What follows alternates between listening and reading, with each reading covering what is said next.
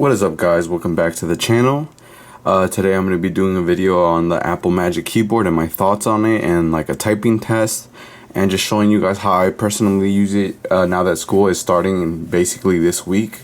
So right now, right here I have my app that our school uses, which is Blackboard, and I have Google Docs on the side, and this is basically going to be my method of taking type notes, because regularly I would use my PC on the back. You can see the keyboard, or my MacBook, but since it's fully online, I want to stick to one device for school, like completely just for school, so that I can basically, when I want to be productive, just hop on my iPad and know that I'm only going to be doing school stuff. So right here I have one of my classes loaded up right now, and it's American Liberation Studies, I think. I think that's what it's called. So right here I basically can just open up a document on the what's it called? Let me see if I can show you guys. Let me see if I can download it. Okay, so I can export this document to, let's say, my files, and put it in my downloads. Let me see if I zoom in for you guys. So I can basically save the thing to the downloads, and right here we have the Files app, and this is completely with the Trackpad, which is very, very good in my opinion. You can set it like any other normal Apple Trackpad, like if you want it to move faster like this, if you want it to click once by tapping, or if you want it to manually click, you can do both. Personally, I like the regular just tap the trackpad to click, not to hold it down. So right here you can see I have my PDF that our teacher downloaded it. It is sideways and kind of hard to read, but I guess I can make it work. Let's see if I can flip it, edit it around. Maybe no. Okay, so we can't flip it, but it is sideways. But that's not what the review's about. The review's about the keyboard. So I'm gonna be doing like a typing test for you guys, and just my thoughts and impressions. So before I had started class, I had been just basically using this Magic Keyboard for taking video ideas and stuff like that, just like little notes and reminders to do list for my day and stuff. So that's how I've been using it before school. Now I'm basically gonna be using it for Google Docs and stuff like that the whole rest of the semester that I got it. So I'm gonna be typing just a little typing test for you guys, so you guys can hear it. The baby went to the store and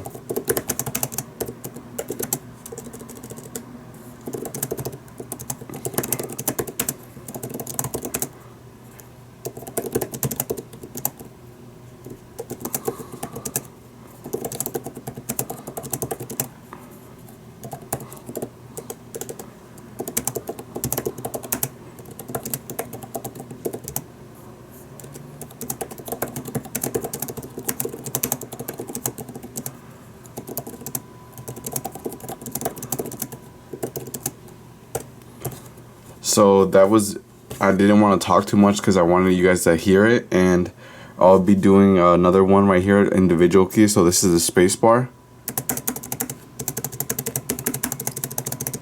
This is like some random keys.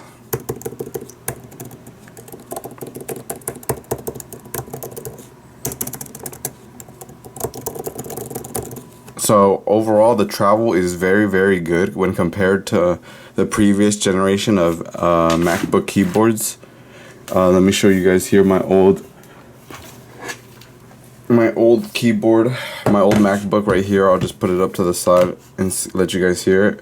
So this is a 2016 MacBook Pro, and you can definitely tell the difference because these keys had literally no travel. It's out of battery right now, but I'm just gonna click it a little bit so you guys can hear. So it's more of like a chiclet type, but like with zero travel. These feel a lot better to type on because there's actually travel. So let's type the same key. I don't know if you guys can hear that, but... And this is on this one. It's more of a... It has a deeper click, so with the older style keyboard, you're basically just getting no key travel, and it's just like instant. And this is like a more traditional type feeling keyboard.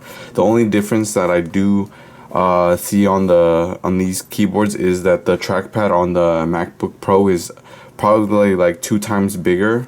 Let me show you guys right here. It is 2 times bigger when compared to the one on the iPad, but that's understandable because they were trying to make it as light and small, as portable as possible. So they obviously had to cut, they had to cut corners, and the trackpad still works perfectly fine. I don't see myself not missing the bigger one, but it is just a concern that if you are used to that super big trackpad, then you're gonna be cut in half in the size of this trackpad. As for the keys, you have your normal standard keys. When compared to the MacBook Pro, when compared to the MacBook Pro, you are missing the whole top function row keys, which is kind of disappointing if you want to, you know, increase your brightness of your screen, or switch between apps, or basically increase your keyboard's lighting, which you can do all that, but you just have to go through different methods. So you have to go to settings. So if you want to switch your keyboard's lighting, I personally have it off, but you can go to the settings. You go to the, where is it? You go to keyboard, I believe. General. You go to hardware keyboard over here. Let me show you guys. Hardware keyboard. And from here on, you can see the keyboard brightness. I personally have it at the lowest, so the battery doesn't drain as much. You can see you can put shortcuts onto things. You can modify keys. You can basically do a whole bunch of stuff. You can assign keys to functions to different keys and stuff like that, but I personally just have it like that normally because I don't really use the function keys. If I am gonna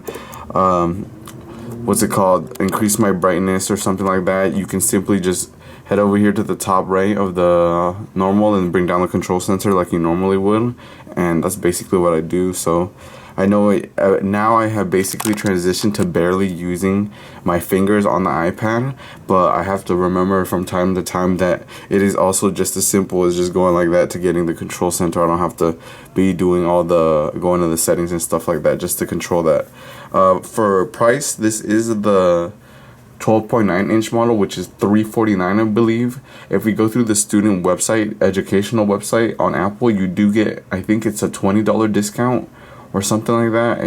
I think it was around $300 in total for the whole thing, or $340 for the entire keyboard. And in my personal opinion, if you don't have, I personally feel like for me, I shouldn't have bought it because I have a MacBook Pro right here, I have a desktop right here, but for those that don't have like a computer like that and are looking for something for college, I definitely recommend it. If your classes are not like that, you need serious programs and serious computers to do your work, like if you only need it for Google Docs, email, web browsing, searching for articles, stuff like that, then I definitely recommend it. And it is an awesome note-taking device, and that's when I would recommend it. But you could basically pay the same amount for the iPad and the keyboard and probably get like the newer MacBook Pro and use that if you are interested in a computer, an actual computer, instead of an iPad. That works. But this video is not about whether an iPad is worth it or not. This video is about my impressions on the keyboard and whether you guys would like it. But for $349, remember, this is the most expensive keyboard I've ever bought, most expensive keyboard case. But the tactile feel feels really good. The trackpad is amazing. It is the best trackpad I've used on the iPad. I had it before on my 10.5-inch iPad Logitech Slim Combo. The keys were not as clicky as these, and they were sort of like also like the butterfly keys, so that wasn't really much of a fun experience to type on. So that's basically why I didn't use it for typing as much. But on this keyboard, you actually feel like you want to type and do things with it because everything just works so seamlessly. I know they just released like another keyboard case for that, but I don't plan on getting it because I already spent $300 on this one, so I don't want to spend another like 200 or however much it is on that one. I personally feel like this is the best one for me because of how good the trackpad and the keyboard are. I saw the other one, the Logitech Slim or Logitech combo case that they released for the 12.9-inch. I saw that the keys also were like chiclet style, and I'm tired of the chiclet style. I want like actual like mechanical. These aren't close to mechanical, but like slightly more like feedback when you press. So that's why I decided to go with this one. The price is a big price, like I continue to mention. It is a huge price. For $350 you could basically get like a Chromebook or something like that, which would also work for basically just like browsing Google Docs, replying to emails, looking up other articles. That would work too. Let's talk onto the build of the actual case itself.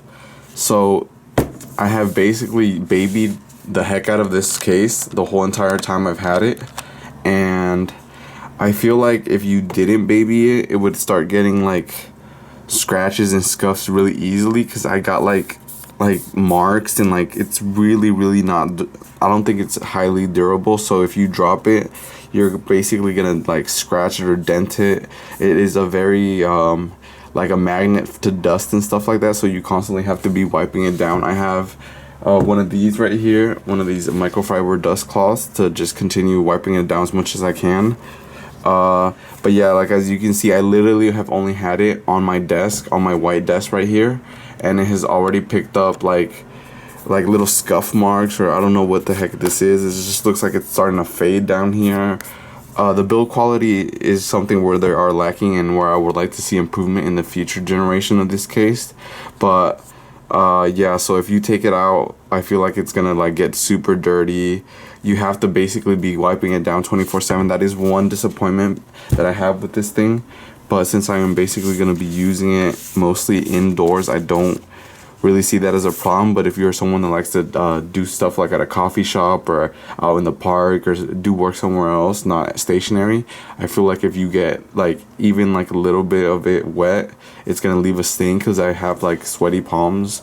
So when I type on it, it'll like leave a little residue on it, but I quickly just wipe it off. But if you were to spill something, I feel like it would not be as good as a easy cleanup process.